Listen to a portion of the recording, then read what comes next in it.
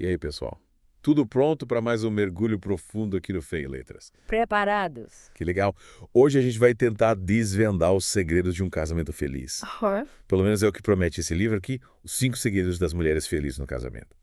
Promete bastante coisa, hein? É do Josué Gonçalves. Começo. Ele é pastor e terapeuta familiar. Pelo jeito, tem bastante experiência para compartilhar. E a gente vai dar uma olhada em cada um desses segredos, né? Ver se eles realmente funcionam na prática. Isso é? E como aplicar tudo isso no nosso dia a dia. Boa! Mas antes de começar, já sabe, né? Ah, o ritual. Se liga aí, curte o vídeo, se inscreve no canal. Importante. Ativa as notificações, compartilha esse episódio com a galera. Isso aí. E não esquece de deixar nos comentários sugestões de livros para os próximos episódios. Adoramos sugestões. Afinal, quanto mais a gente interage, mais o Fé em Letras cresce. Então, vamos lá. O primeiro segredo que o livro desvenda é o poder do reconhecimento. Ele fala bastante sobre isso. Mas o que ele quer dizer com isso? Tipo, dá um tapinha nas costas do marido. Sei lá. Tipo, bom trabalho, bem, parabéns. Não, é mais profundo que isso. O livro destaca que os homens têm uma baita necessidade de se sentirem reconhecidos, principalmente dentro de casa. Faz sentido. E olha só, ele não fala isso por falar, não. O autor, ele fez uma pesquisa e descobriu que 31% dos homens consideram reconhecimento como a maior necessidade no casamento. Caramba, 31%. É muita gente. Nossa, agora você falou até que faz sentido. Quem não gosta de se sentir valorizado, né? Mas, me conta, o livro dá exemplos práticos de como colocar esse reconhecimento em ação. Dada assim. Ele usa umas situações engraçadas para ilustrar, sabe? Tem uma que ele fala de um marido que volta do mercado todo orgulhoso com as compras. Tipo, como se tivesse caçado um búfalo, sabe? Sei. É pra morrer de rir. Mas, no fundo, o que ele quer é só um pouquinho de reconhecimento pelo esforço. Meu Deus. É a cara do meu marido. Sério. Ele faz a mesma coisa. Que legal. Eu achava que era só mania dele. É. Mas e aí? Como a gente faz para demonstrar esse reconhecimento? De um jeito que eles realmente entendam. O livro dá umas dicas bem simples, mas poderosas. Elogiar, agradecer, demonstrar apreço pelas pequenas coisas que eles fazem. Às vezes a gente reclama tanto do que eles não fazem que acaba esquecendo de valorizar o que eles fazem de bom. Verdade, né? Simples. Obrigada por ter lavado a louça, amor. Pode fazer maravilhas. Nossa, é verdade. A gente tem que focar mais no positivo, né? Com certeza. E qual que é o segundo segredo? O segundo segredo é o cuidado. Cuidado. Peraí, mas a gente não vive falando de empoderamento feminino, independência. Será que os homens ainda precisam tanto de cuidado assim? Olha, essa é uma questão bem interessante. O livro argumenta que, por mais independentes que eles sejam, os homens ainda buscam na esposa um pouco da figura materna, sabe? Sei. Eles querem se sentir acolhidos, cuidados, mimados de vez em quando. E tem a ver com a educação que eles recebem, com a cultura, com os hormônios. É um conjunto de fatores. Então não é só birra deles, né? Não. Tem toda uma história por trás disso. Mas me explica melhor essa parte dos hormônios. Qual a influência deles nesse comportamento? O livro explica que os hormônios femininos, principalmente o estrógeno, estão ligados à empatia, ao cuidado. Já a testosterona, o hormônio masculino, está mais ligada à ação, à resolução de problemas. Faz sentido. Então, biologicamente falando, a gente já nasce com essa predisposição para cuidar. Mas como a gente faz para equilibrar essa necessidade de cuidado com a nossa própria independência, a gente não pode virar babá deles, né? Exatamente. O livro não está dizendo para a gente virar escrava dos maridos. A ideia é encontrar um equilíbrio, sabe? Sei. Cuidar com amor, com carinho, sem se anular.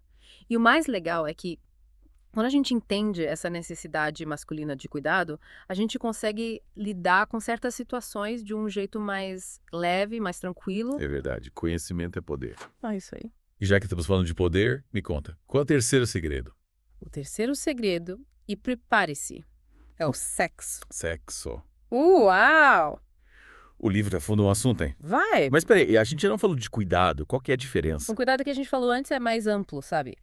Sobre o carinho do dia a dia, atenção, o afeto. Já o sexo é uma forma específica de cuidado, que envolve a intimidade física, paixão, desejo.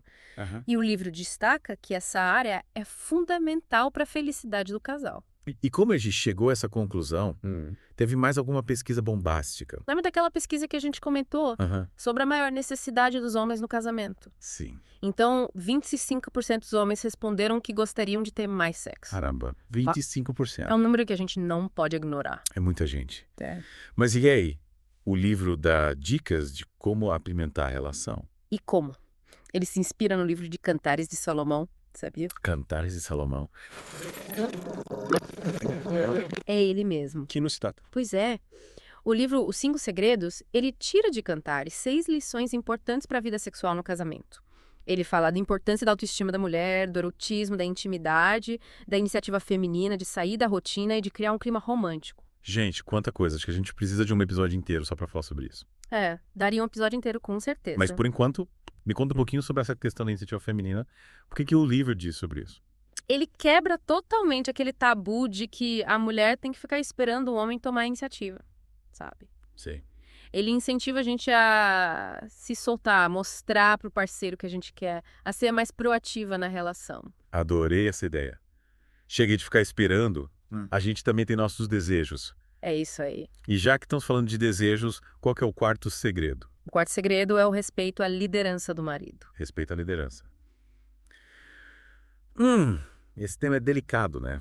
Em tempos de tanta discussão sobre igualdade de gênero, como é que a gente concilia essas duas coisas? Esse tema sempre gera polêmica, né? Mas o livro aborda essa questão com base nos princípios bíblicos.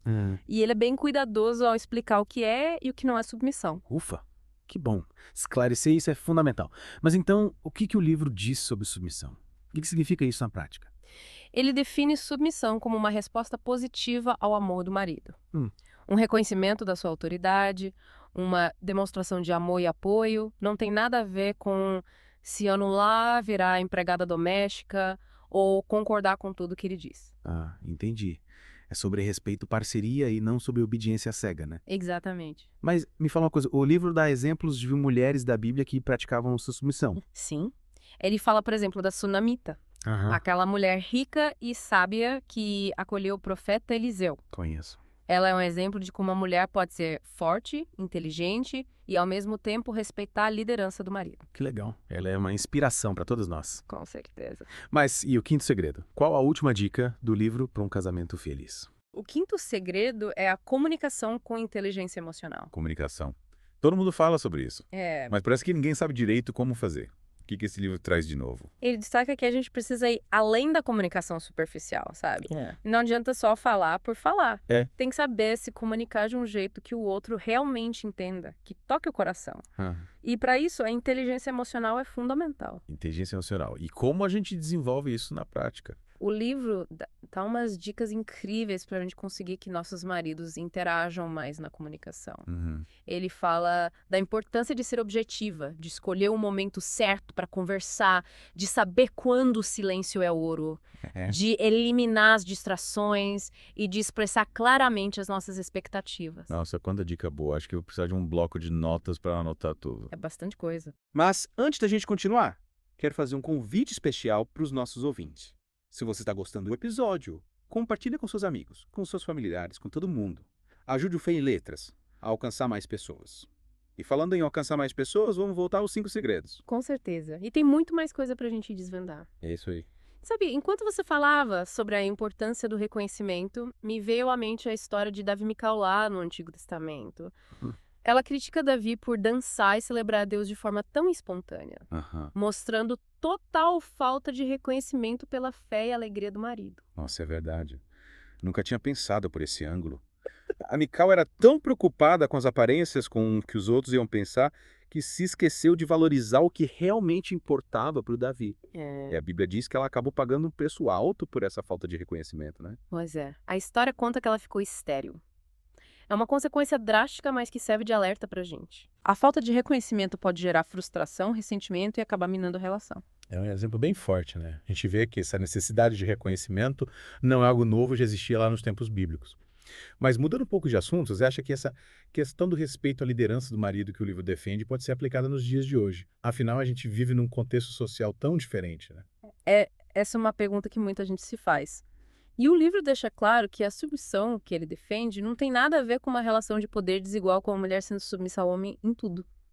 A ideia é ter um casamento baseado no amor, no respeito e na parceria, mas reconhecendo que cada um tem um papel importante a desempenhar. Então não é sobre mandar e obedecer, né? É sobre entender que cada um tem seus talentos, suas habilidades e que juntos a gente forma um time mais forte. Exatamente. E essa questão da liderança dentro dessa perspectiva não é sobre autoritarismo, mas sim sobre guiar a família com amor e sabedoria. E a submissão, por sua vez, é uma forma da mulher apoiar o marido nessa missão, reconhecendo a importância do papel dele. Entendi. É como se fosse uma dança, né? Cada um conduz em certos momentos, mas sempre em sintonia com respeito e harmonia. Perfeito. E essa dança fica muito mais bonita quando a gente se comunica bem, né? E por falar em comunicação, o livro também dá várias dicas de como melhorar a comunicação no casamento, né? Ele fala sobre essa tal de inteligência emocional, mas na prática, como é que a gente coloca isso em prática? Pois é, eu confesso que às vezes me sinto falando grego com meu marido. Parece que a gente vive em mundos diferentes.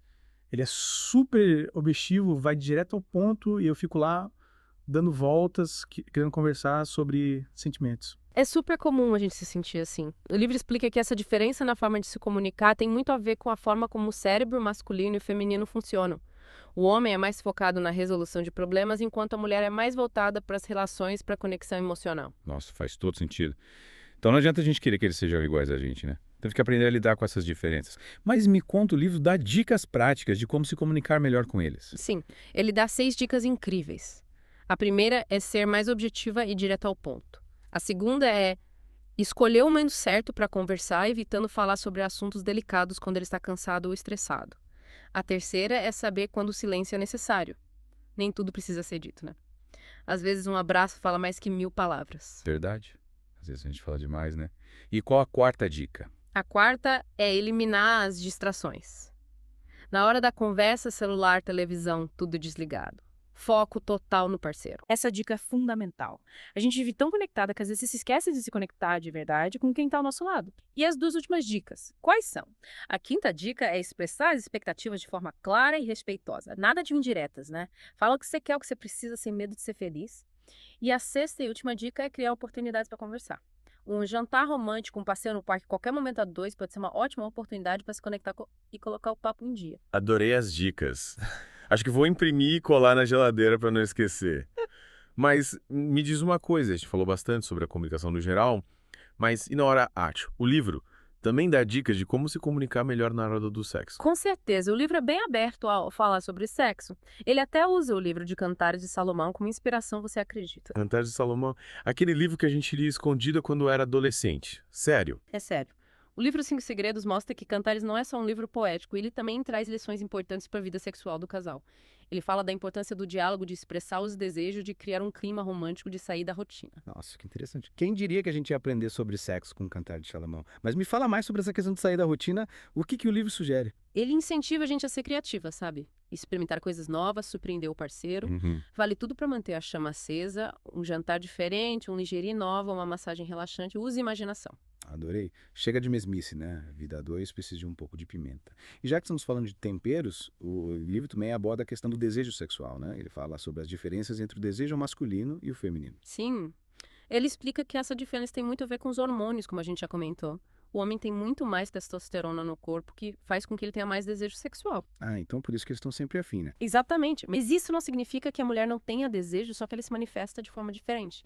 É importante que o casal converse sobre isso, que entenda as necessidades um do outro e que busque um equilíbrio na relação. Verdade. Comunicação é a chave para tudo.